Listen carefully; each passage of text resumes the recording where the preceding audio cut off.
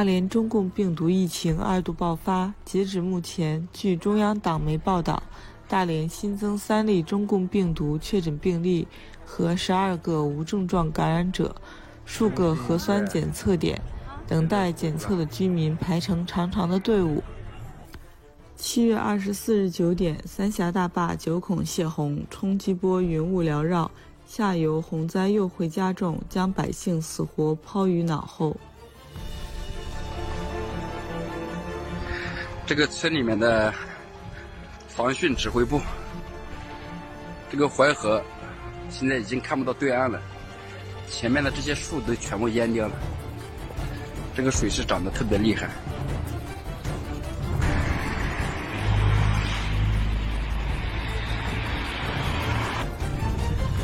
这里的房子，包括前面的厂房，全部都淹了。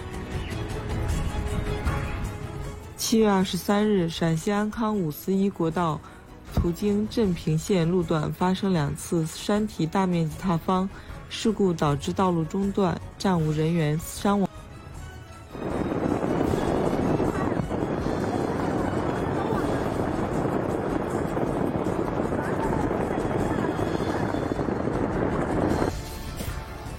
大量老百姓到东莞南城区行政办事中心旁鸿福大厦旁抗议示威，抗议政府贪污腐败、经济萧条、无业可就、生计艰难。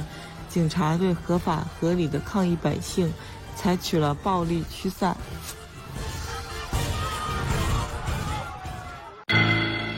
2020年7月24日上午，中共国外交部通知关闭美国驻成都总领事馆，随即出动大量警察，对领事馆周边的道路实施了封闭管制。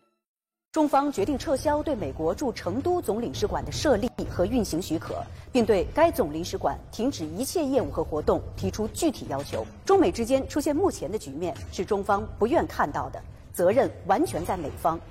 我们再次敦促美方立即撤销有关错误决定，为两国关系重归正常创造必要条件。中美之间出现目前的局面是中方不愿看到的，责任完全在美方。我们再次敦促美方立即撤销有关错误决定，为两国关系重归正常创造必要条件。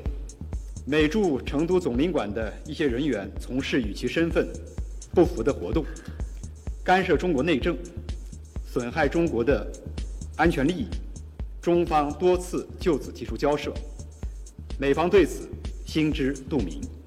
至于你提到的有关具体的问题，中方对美国驻成都总领馆停止一切业务和活动提出了具体的要求。外交是讲对等的。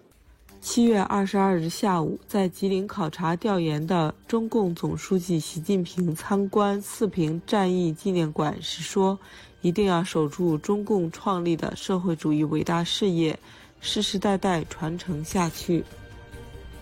环球时报对美国国务卿蓬佩奥在尼克松图书馆暨博物馆的演讲发表社评称，蓬佩奥的新闻演讲态度恶毒，但注水严重。北京时间7月24日，环球网对孟晚舟案证据公开报道称，汇丰银行构陷，美国一手炮制。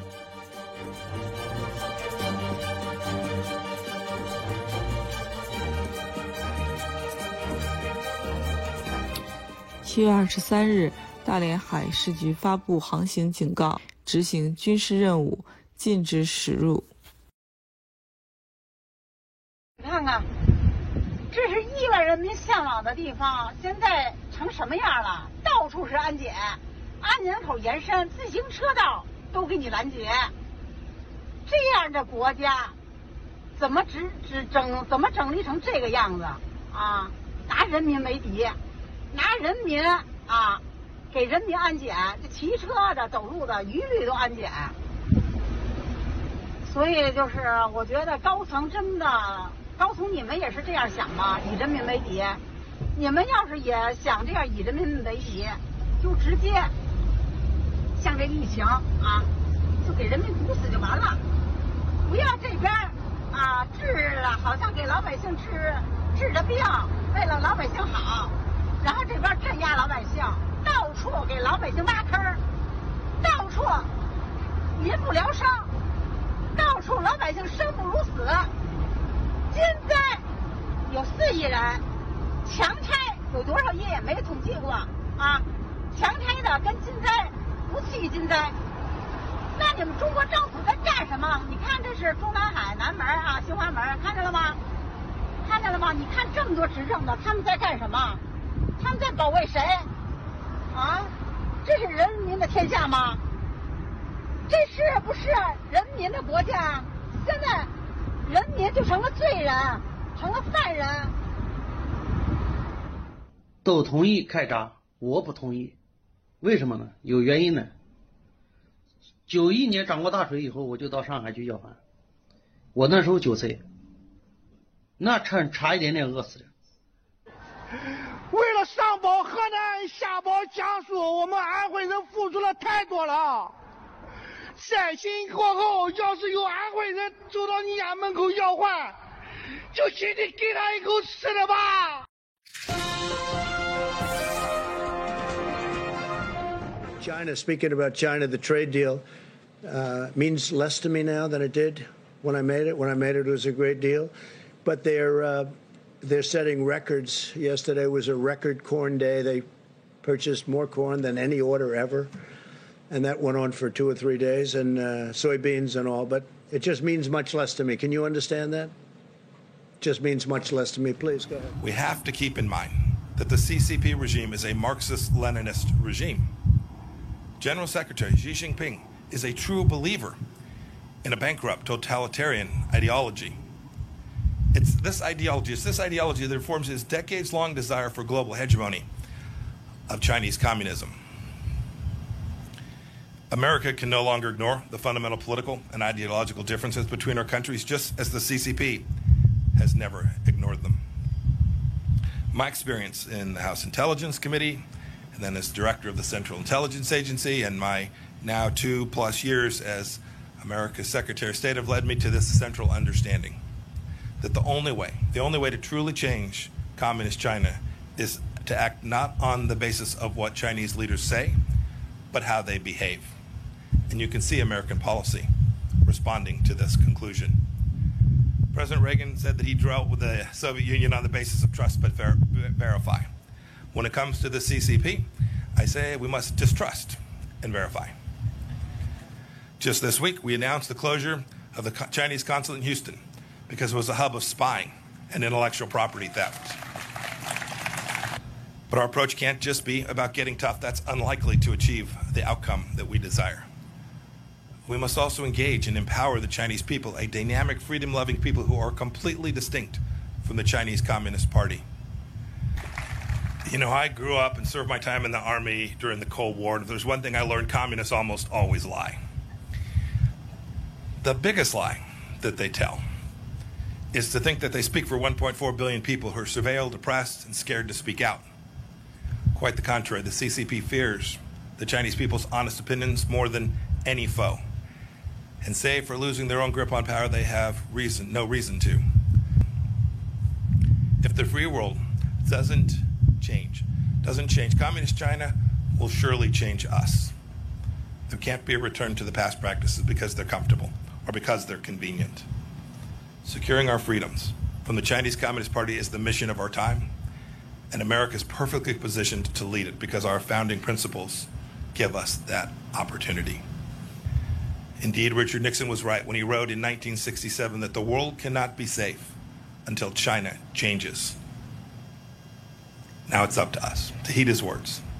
Today, the danger is clear, and today the awakening is happening. Today, the free world must respond. We can never go back to the past. May God bless each of you. May God bless the Chinese people.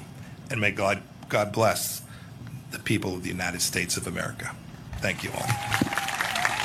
The FBI says a Chinese scientist, suspected of having a connection to China's military, he's a fugitive, and we believe he's holed up in the Chinese consulate in San Francisco. Now, the president has already closed the Chinese consulate in Houston. Will he close the one in San Francisco? State Department spokesperson Morgan Ortagus is back with us today. Morgan, I don't know whether you can predict this or not, but it sure looks likely that the president will close the San Francisco consulate. What say you? Well, today we're just focused on the closing of the Houston consulate, the Houston Chinese consulate. No further policy actions to announce there, but it's important to note that at the State Department we have called Houston the epicenter of research theft for the Chinese Communist Party in the United States. At the State Department, Mike Pompeo, under the leadership of President Trump, said enough of stealing our jobs, enough of stealing our research, enough of stealing our technology. You got to get out.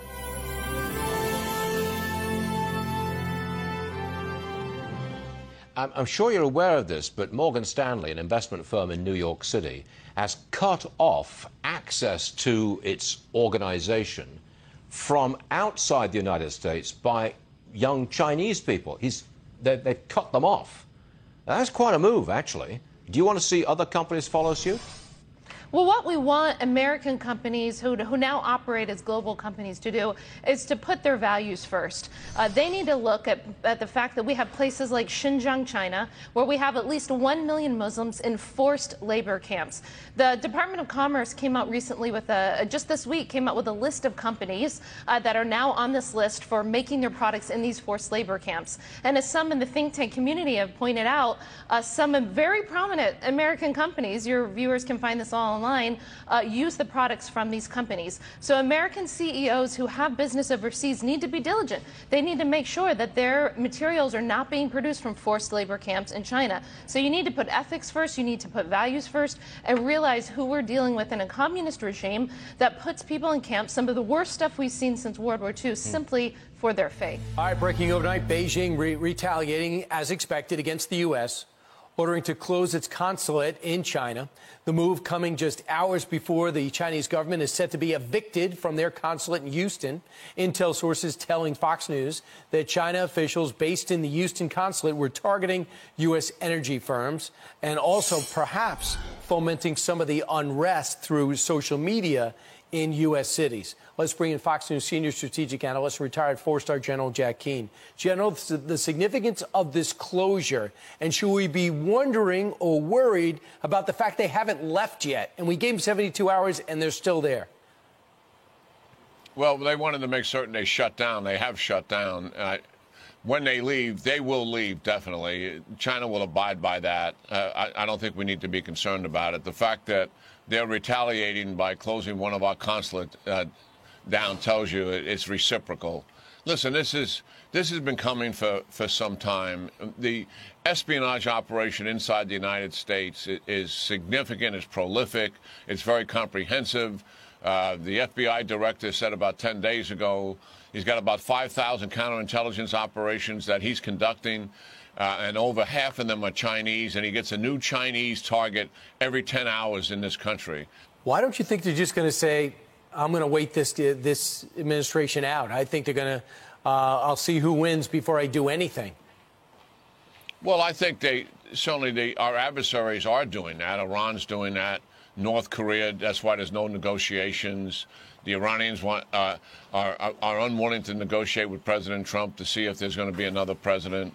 So, yeah, that's happening. But at the same time, China is taking advantage of U.S. interests and those of our allies. And given what has happened recently, with their spreading the epidemic into a pandemic and crushing the autonomy of Hong Kong, every country in the world, particularly those in the region, but across the planet, are reassessing their relationship with China. And what I see happening here, the administration has got a whole-of-government comprehensive approach to build a broad coalition with our partners and allies to stitch together a grand strategy to deal with China throughout the rest of the 21st century.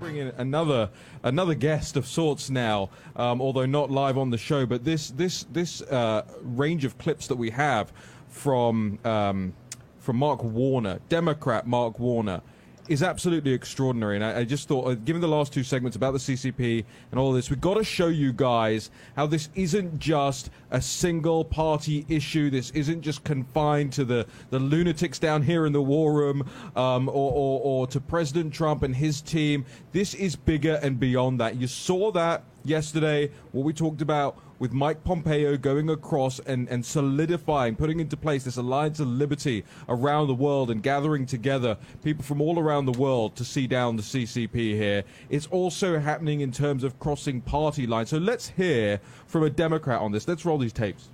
But I can tell you, for the last 2 years, I and other members of the Intel Committee have been holding classified briefings with business leaders and academic leaders about the concerted efforts of the Chinese Communist Party to steal our intellectual property, to steal it from companies, to steal it from universities, to be on better guard and greater guard. The fact that many of the Chinese tech companies are in effect arms of the Chinese state. And I think, without getting into the specifics, I think the FBI action is appropriate.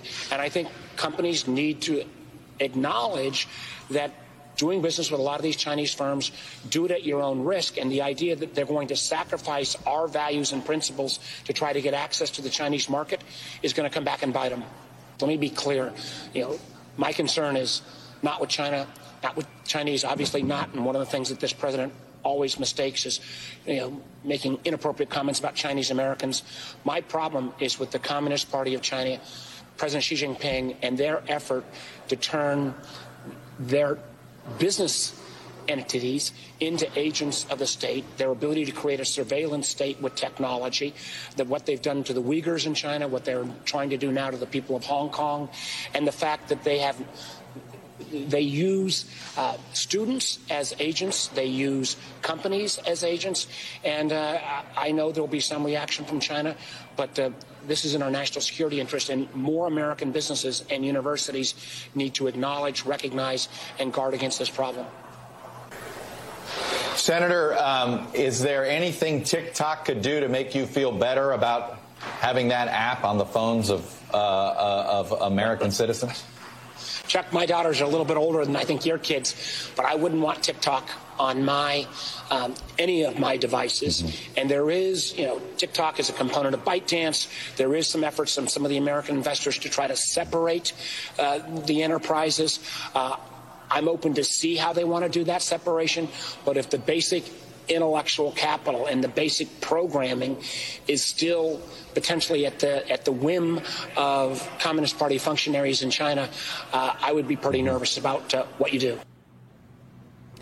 Now, Mark Warner is no low-level Democrat. Mark Warner he was the keynote address at the 2008 Democrat conference. He's a senator. He's been the governor of Virginia. He's been the vice chair of the Senate Democrat Caucus, the vice chair of the Senate Intelligence Committee. This is a senior member of the Democratic Party, and I get it. He has to throw meat to MSNBC. Oh, the president's insulted Chinese Americans. The president's never done that, but he's on MSNBC. He has to throw that out. But listen to the signal that's coming out of Mark Warner there. The signal is the CCP and all of its apparatus. I want to bring in Jack Posobiec and also Governor Greitens. Governor Greitens, what your reaction to what Senator Warner said there? Well, first of all, it's a good thing, right? So one of the things that held the country together during the Cold War is that you had Republicans and Democrats, a lot of whom were veterans of World War II, who were willing to put the country first. And yeah, there was always going to be internal divisions, but we should be able to agree. There should be, we'd hope, a sensible wing of the Democratic Party which would recognize that the Chinese Communist Party actually represents a threat. And it's good to see a senior member of the Democratic Party coming out and saying this and being able to get on the same page. Jack Posobiec and then Steve Bannon. And then Jack Mack. Yeah, just throw out that there were a lot of Democrats, senior-level Democrats, who actually used to be quite good on China. Nancy Pelosi used to be someone who would go over there, who would talk about the victims of Tiananmen, who would talk about the human rights record. She would talk about Tibet, endlessly speak about Tibet. Hillary Clinton, when she was First Lady, famously went over there and talked about human rights and women's rights in China. So this used to be something that we, as a country, as the foremost leader of the free world.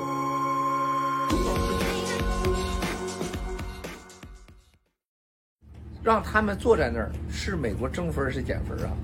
是美国大大的减分。我昨天他们问我意见，我说我不支持，然后一直问我说你们把他这几个人放在那儿的结局是什么？啊，你让所有的中共的官员和所有的中共想和你美国站在一起的人更加怀疑你，你严肃吗？你认真吗？你有这个能力吗？啊，还是那句话，美国以美灭共是关键中是关键，但最后灭掉共的一定是共产党。咱要没有习主席，没有王岐山主席这样的伟大人物，怎么可能有香港事件呢？怎么创造一个中国耶路撒冷呢？要没有冠状病毒，你怎么可能灭得了共啊？这是美国人造的吗？不是美国人造的，这是共产党造的。啊，现在洪水现在已经全民都知道了，啊，大概估计要死1亿人，最坏结果最少死1000万人，那就死吧，这是共产党的决定。这1亿人恨不恨他？恨他。是美国人决定的吗？不是。兄弟姐妹们，淡定，淡定，淡定，不要忘了主题，啊，这都是上天给我们的礼物。任何在爆料革命当中，我再重申一遍，你但凡有0.001想要的权利，但凡0.01你还心里惦记着那个 title 关系，你0.001你想发财，必将死无葬身。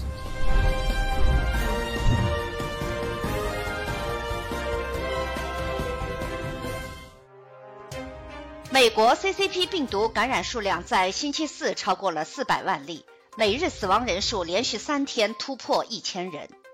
由于 CCP 病毒感染人数激增，美国失业人数上升至140万。川普总统说，中美贸易协议现在对我而言意义不大。卢比奥说，中国驻休斯顿领事馆是大规模的间谍中心。川普取消了佛罗里达州的共和党大会。中美紧张局势升级，导致全球股市下跌，黄金价格攀升至历史最高水平。中国下令关闭美国驻成都领事馆。数据显示，英国的 CCP 病毒感染率已经下降并趋于平稳。迪士尼公司无限期推迟电影《花木兰》的首映，并且将《阿凡达》和《星球大战》的续集推迟1年发行。